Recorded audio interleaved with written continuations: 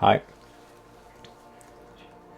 and welcome to today's video, which is a Q&A with some different questions I've gotten over the past few months.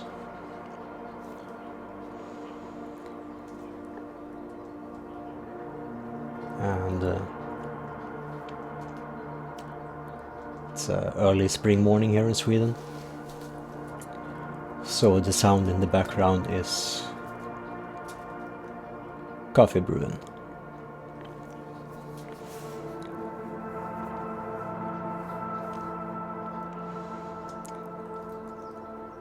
So I'll start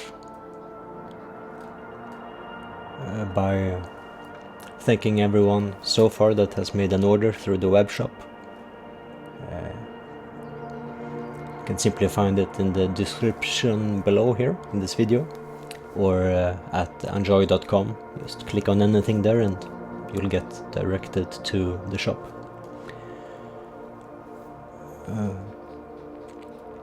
And as a special thank you to anyone supporting me as a unemployed artist during this period of time, there is a sale on the majority of the items in the shop, especially the majority of the discography by Hypothermia and Consider Suicide, as well as some Life Lover vinyls.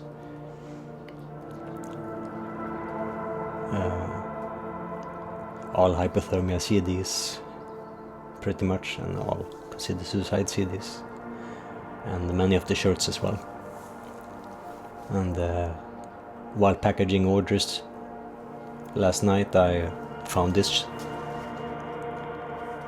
unsold extra copy, the Vemodsorkestern sigil. It's a hooded long sleeve that I'll add to the shop today. So whoever gets it, well done.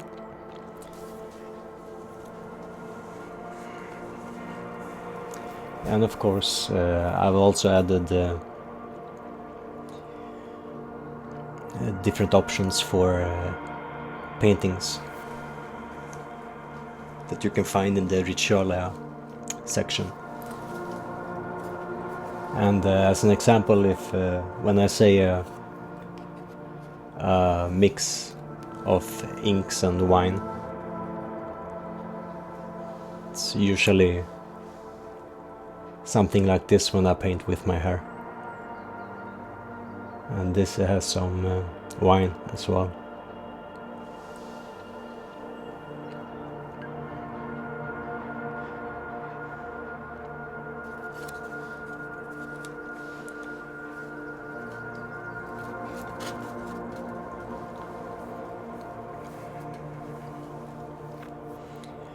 So once again, thank you all that so far have helped supporting me by making an order, and I assure you all are equally deeply appreciated. I can't thank you enough. But what I can do is videos like this one. So I will start once again by addressing one question I got about Shallow from the album Konkurs by my old band Life Lover. Perhaps it got lost in the conversation me and Johan had about the album.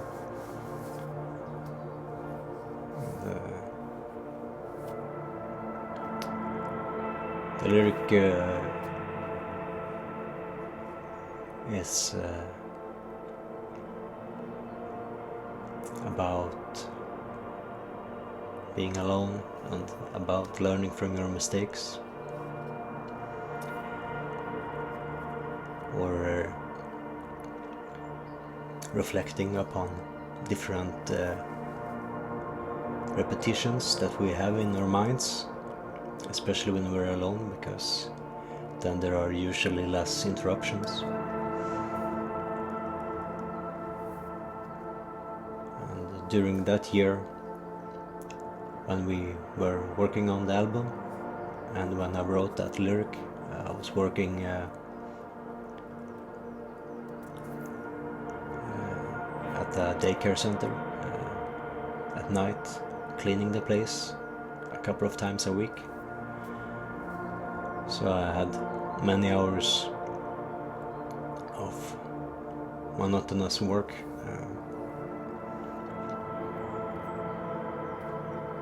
which is perfect for reflecting and repeating ideas.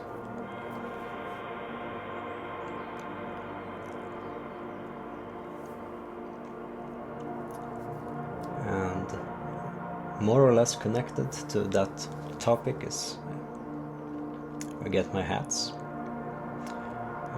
The first one I got while out on lunch in Oslo in Norway with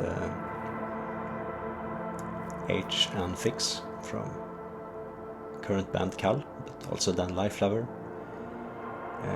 We were having a concert together with our dear friends of Urfaust. And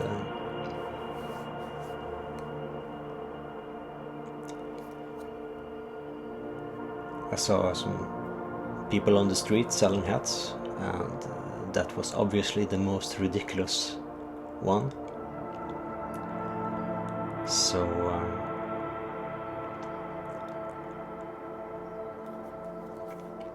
I had to have it.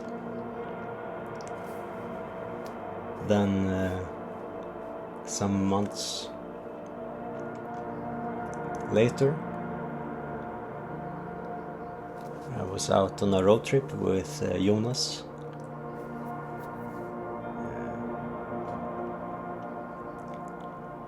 To like a shopping mall, and managed to find 2 more. There were other colors, of course, but those were the ones they had in pink, so obviously I got them as well. Actually, I used to have 3, but during our concert in Stockholm with Lifelover and Angrepp and Ixi, Fix decided to throw his hat that he borrowed from me that concert out in the audience. So that's that. Happens sometimes when you're in a good mood, I guess.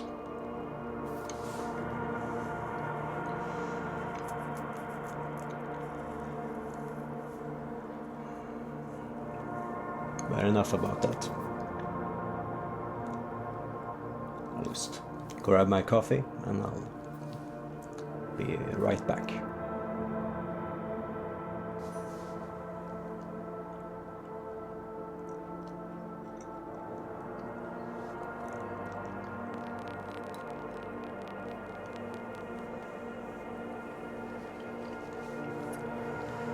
So the next topic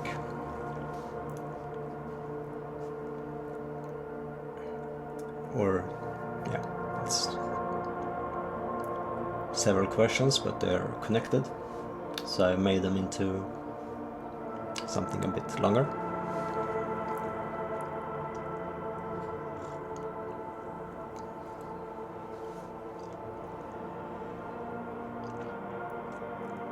So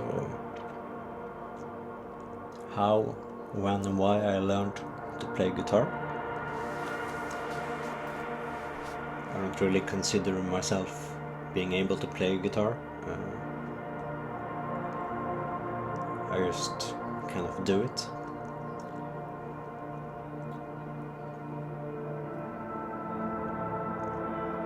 But of course, I practice in my own way and have over the years developed my style of playing or composing, whatever you wish to call it.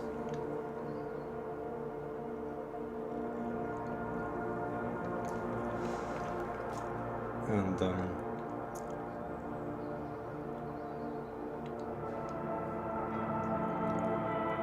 I think I was maybe around 11 or 12 or something like that.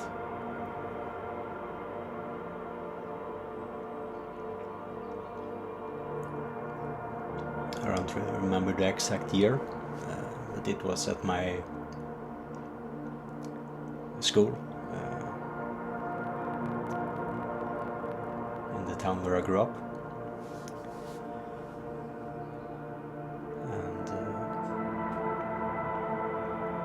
there was options you could fill out on a form, like after school activities, where that was on like a weekly or bi-weekly basis, kind of, different instruments. I think it was like guitar, piano, flute and drums. And drums was the most popular and had less teachers, so that class was already full. So I settled for guitar. And the irony is that I know infinite amounts of guitarists, but I don't know any drummers. Or the few that I know are busy with their bands or have decided to play other instruments for drummer reasons. Is the only thing I can call it.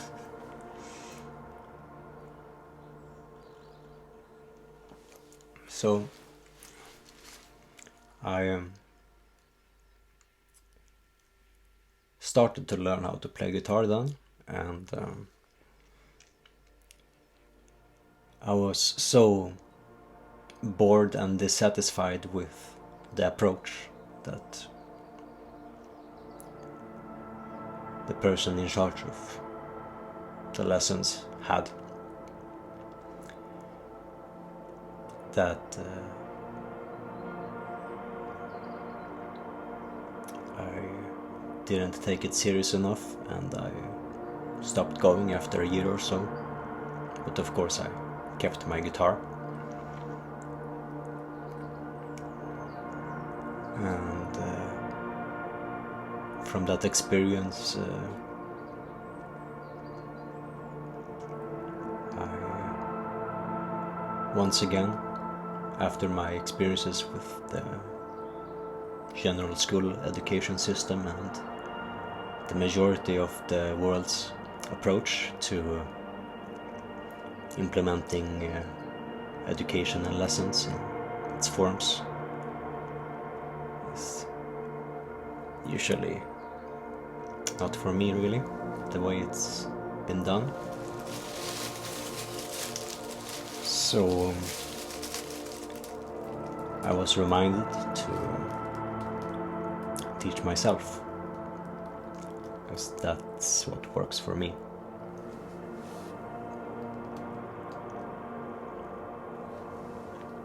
Unfortunately, over some years, it worked out into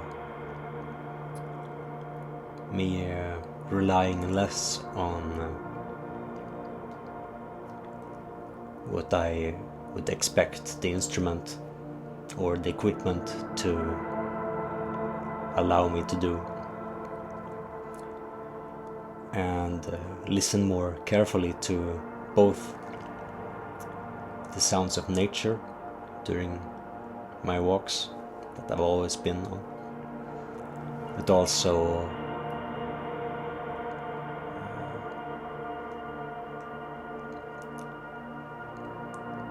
forcing myself less on the equipment and learning more what it can say to me.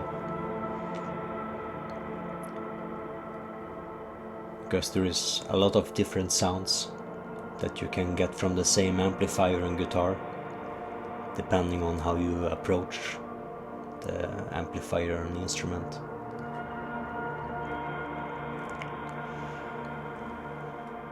And it's been a long lesson for me. It's taken me many years to find my own approach and sound, which I keep getting closer to. Hopefully one day, someday, I will find it.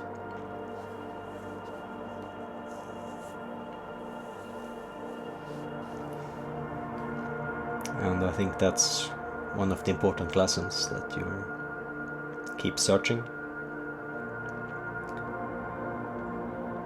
and keep learning, because there's always something new to find and something new to learn.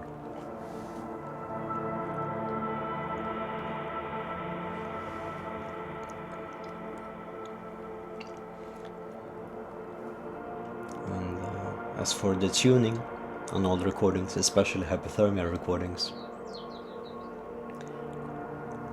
there isn't any. Because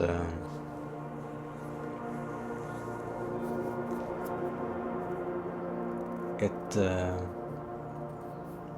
was less common than to have, there was a lot less reliable tuners on the market back then, and I'm not good with technology, even basic technology. So usually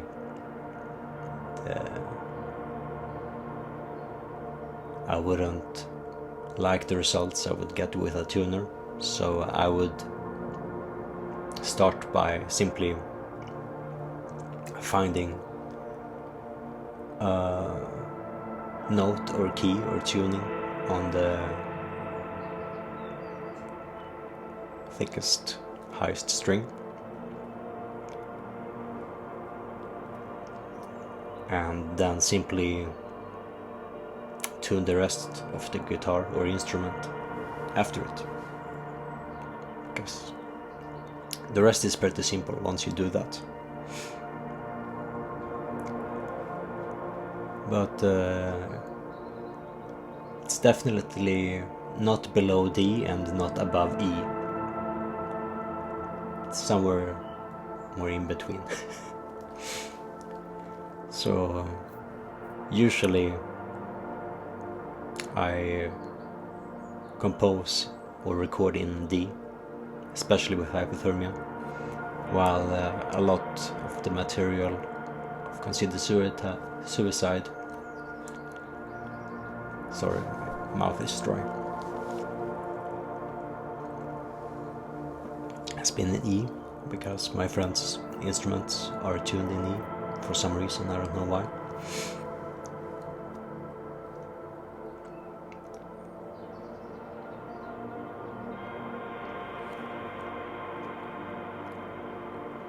But usually D works pretty well for the sound that I work on. I've experimented with tuning things in B, but I generally find that to be a bit hard to use when I'm sober. But if I eat mushrooms or smoke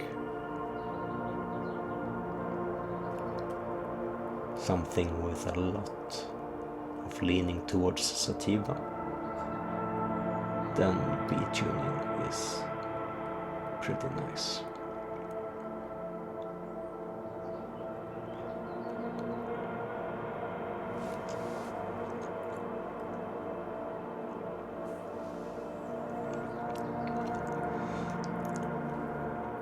Never going to make tabs for anyone that's not in my bands.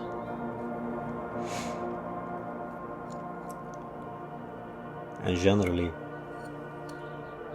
I don't.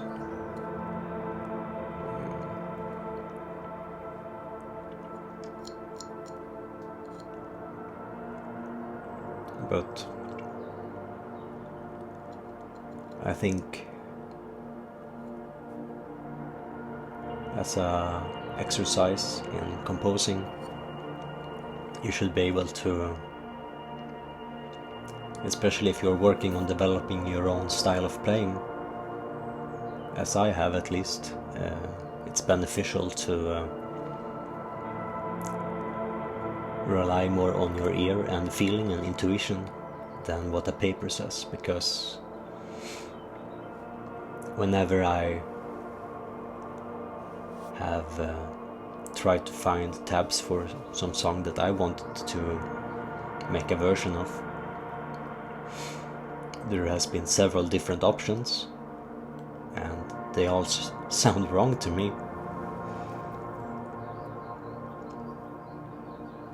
But that's also one of the charms, that if you're doing a cover of something, it should be your version of it, and it should feel right for you and your hand on the fretboard of the guitar to perform it. And if it sounds wrong, then it's not the song for you.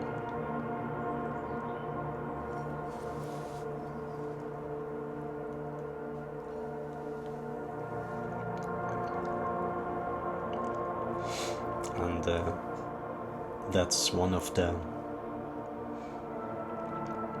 deeply rooted ways for me to compose a song, but it has to feel right. The transitions between the different chords, and another main key aspect for me as a composer has always been to mainly use acoustic guitar, even if I'm going to perform and record it on an electric guitar, because generally the spacing between the frets on the neck of the guitar is a bit wider, which is important for teaching your fingers to extend wider to make more interesting chords and chord progressions and transitions. At least that's my experience and my opinion, which is what matters for me, but maybe not for you.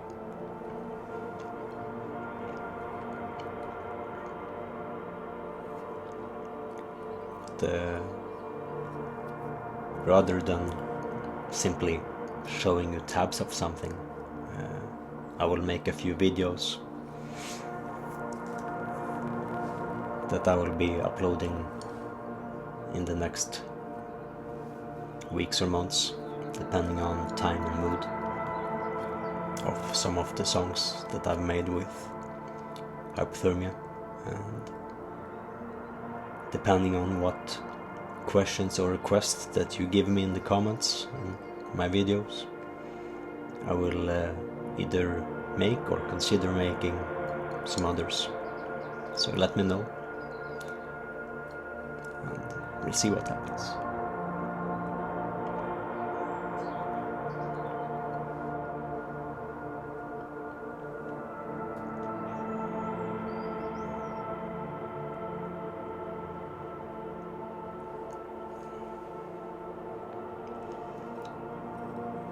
So continuing on the bridge between the past and the present.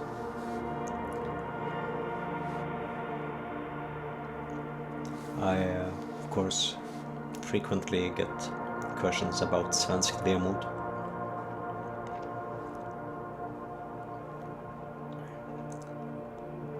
And, of course, it's a release that has been ready for release for many years. On all formats, everything is ready for it, but the label that was supposed to release it made it impossible to put things as simple and polite as possible.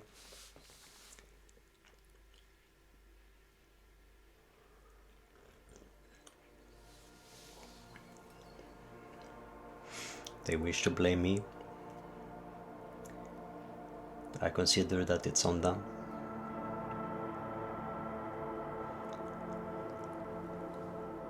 And until I have absolute certainty that I can release it legally without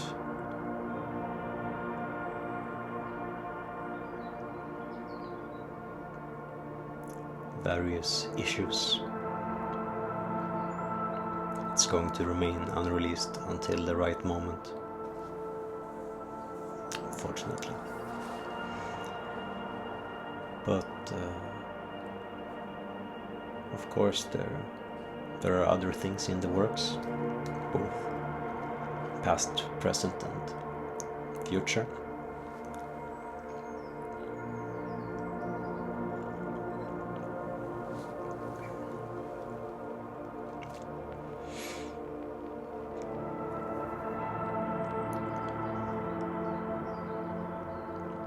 There is several recordings made the past 2 years that will be possible to release both sooner and later. And of course, we all hope that the world will go back to a more functional state sooner than later.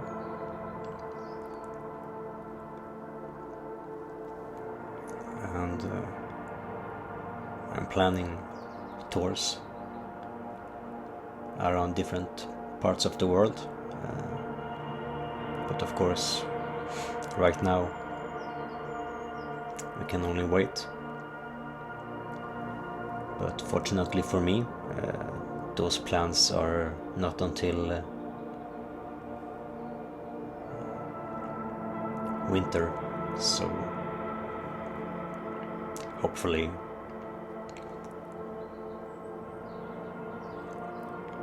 they will happen as planned.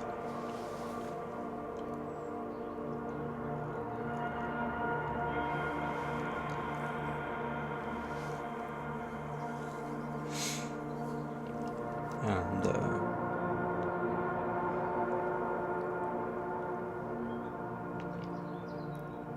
as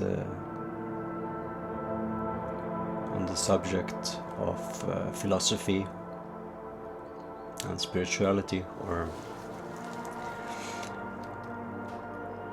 things that I've connected to some of my recordings of Consider Suicide, especially Elva, but also that have been important for EPs like Varakumbla and Kaffe och Blod too.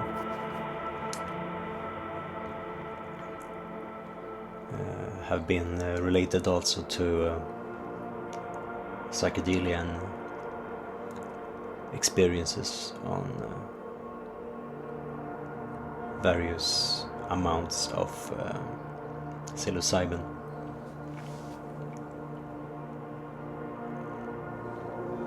which I'm going to speak about further in their own series, which is coming up. And as I've said, if you have specific questions about these things, let me know in the comments below, and I will do my best to cover them either in the series about psychedelia or in a dedicated Q&A video from those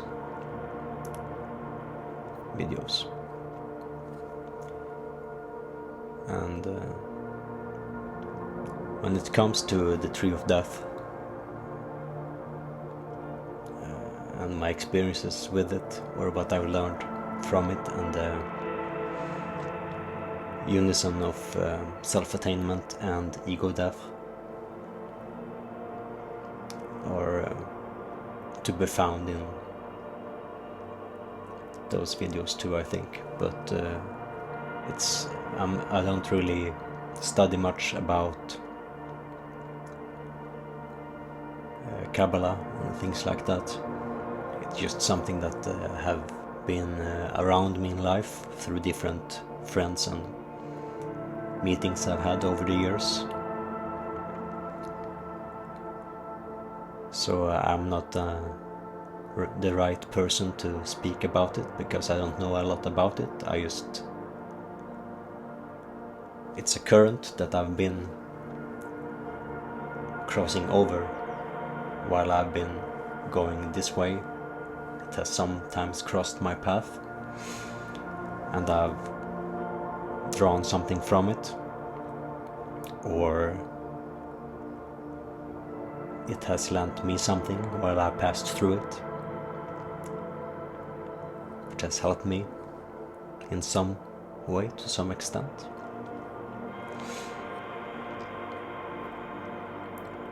But if enough people want to know more about it and lack the connections to find the literature that you may want to read, I'll talk to some people I know, maybe have them here next to me or somewhere else, and we will continue that discussion then.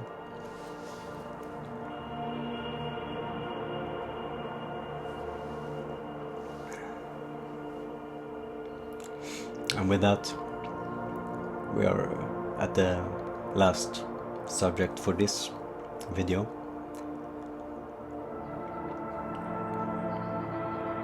which is how often I use psychedelia and for what uses or purposes. And of course, that's something that I will talk about in my series about psychedelia, which is starting in a few weeks. Working on those episodes right now. I'm writing out this main storyline for them to limit and minimize the amount of unnecessary breaks or pauses that I have, because as you know, I already make them when I have a list, and it would be editing disaster to try to record those videos just going as a stream of consciousness. It wouldn't be fair to either of us, so I would be distracted from my pauses, ironically enough. But I thank you for your patience and of course all of your support, and I thank you for watching and sharing your time with me here.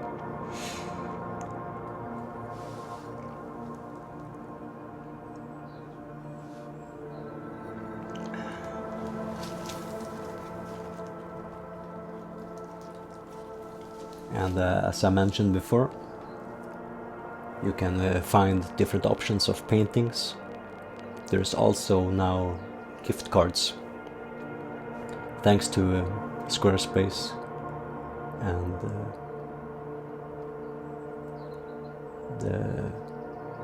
their team. It's something that I can't afford normally to have in my shop because it's an extra fee, but right now until the 1st of September they're allowing me to have it in my shop without an extra charge. So if you're not sure what to get for yourself or someone you know, it's possible to buy a gift card. But if you go to the Ritualia area of the shop, you can choose different options for paintings. And if you wonder what a painting with mixed inks may look like, it could be something like this.